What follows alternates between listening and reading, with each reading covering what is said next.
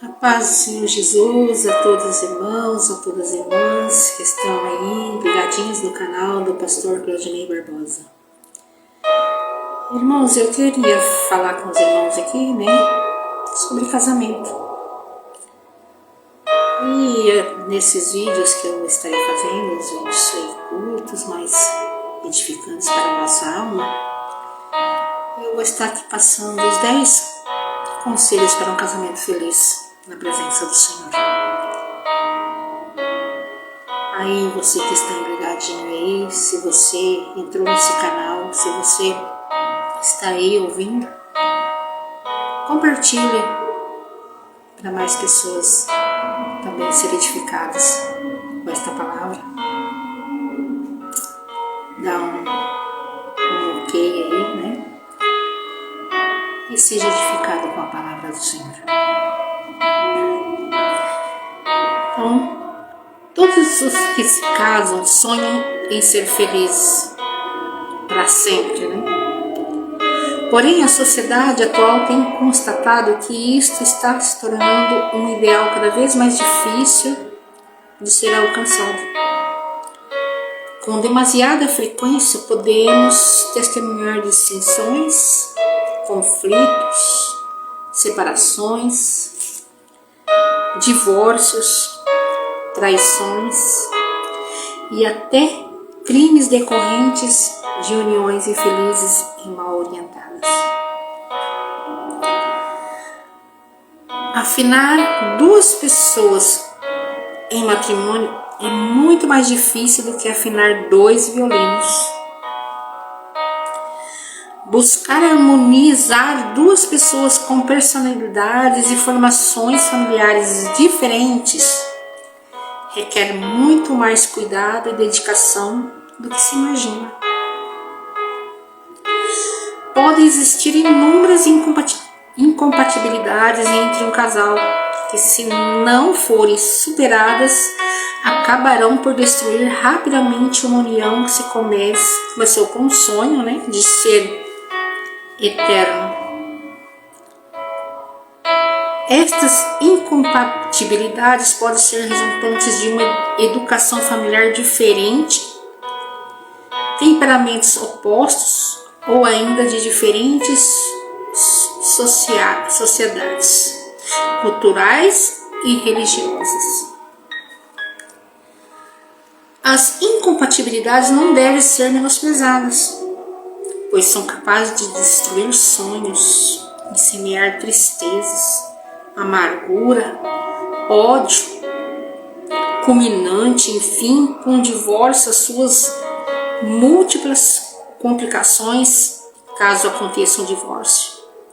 E um relacionamento envolva filhos, as situações se tornam muito mais complicadas porque eles que não têm culpa nenhuma serão os mais afetados por esses males.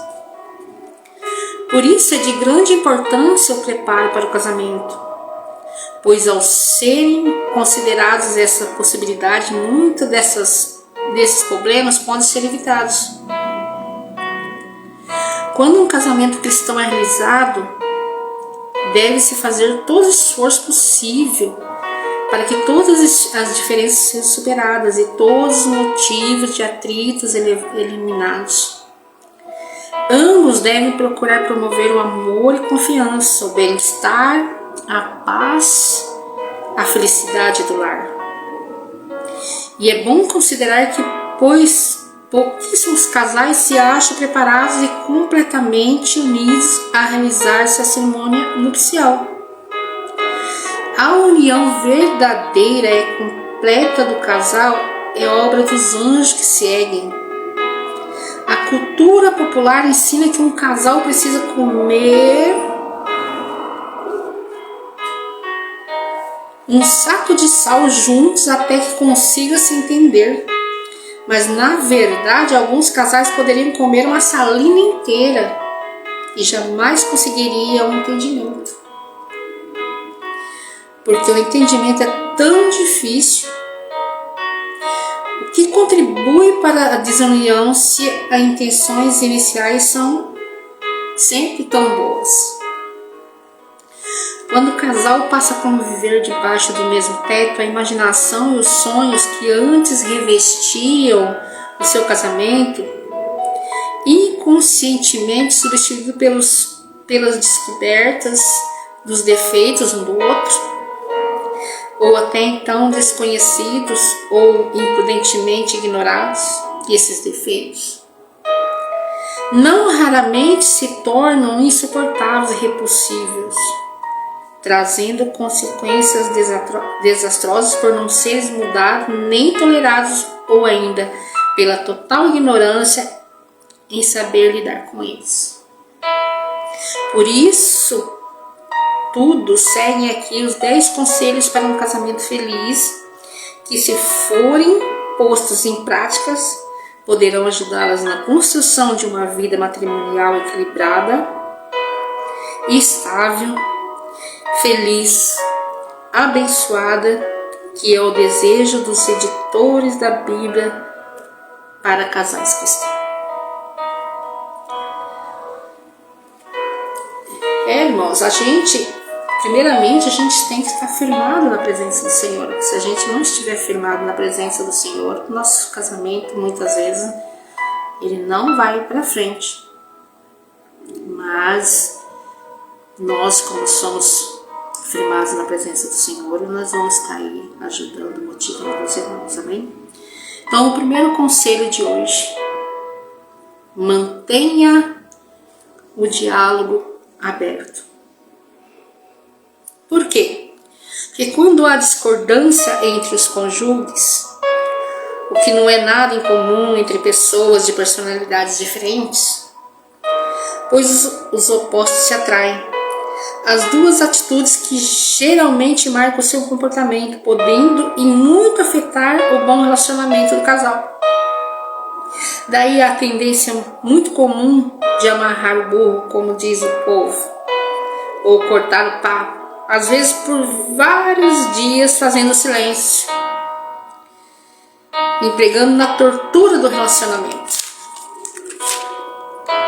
Ou dependendo do temperamento do contrariado, com uma saraiva de acusações, a maioria das vezes injustas e ofensivas, que se tornam fôlego, são despejadas sobre o cônjuge, não lhe dando a mínima chance de defesa ou argumentação.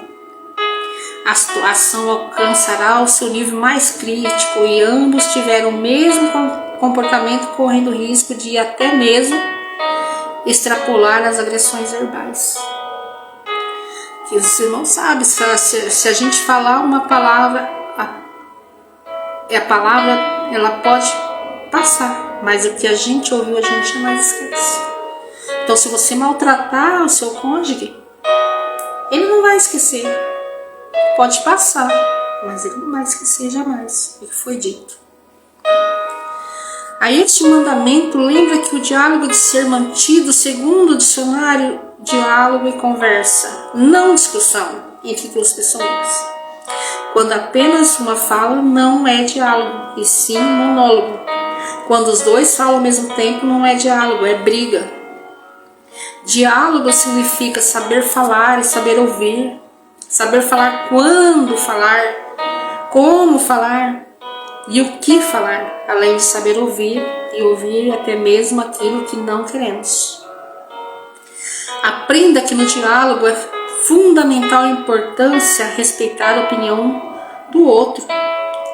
A ninguém Deus concede o direito de imergir a individualidade do cônjuge na sua vida. Cada qual deve ter a sua opinião respeitada pelo outro. Ao considerar esta regra, lembre-se de que Deus nos deu 2 ouvidos e uma só boca. Portanto, estejam dispostos a ouvir até mais do que falar, e quando falarem, sigam o conselho dado na palavra de Deus. Em Salmos 4, Provérbios 10, 19. E não se esqueçam nem amarrar o burro e nem soltar a matraca, mas sim manter o diálogo aberto, lembrando-se ainda de que os anjos de Deus estão sempre ao nosso lado, ouvindo tudo que dissemos. Lembre-se de não espantá-los se de suas palavras não fizerem mal aos anjos, com certeza não farão mal ao seu cônjuge. Que Deus os ensine a dialogar. Amém?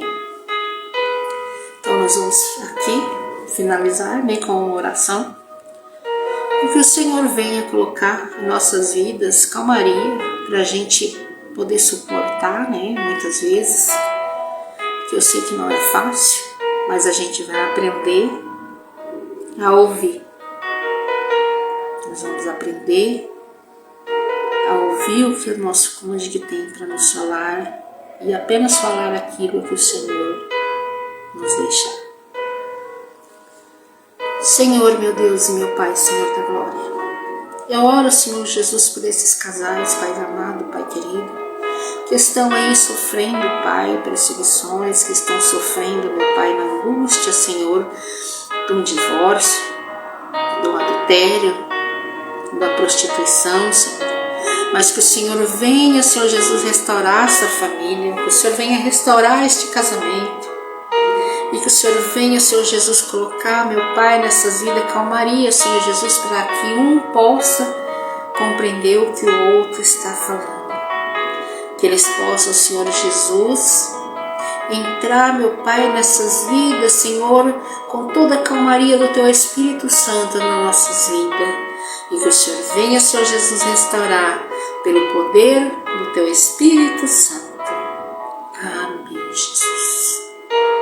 Glória a Deus.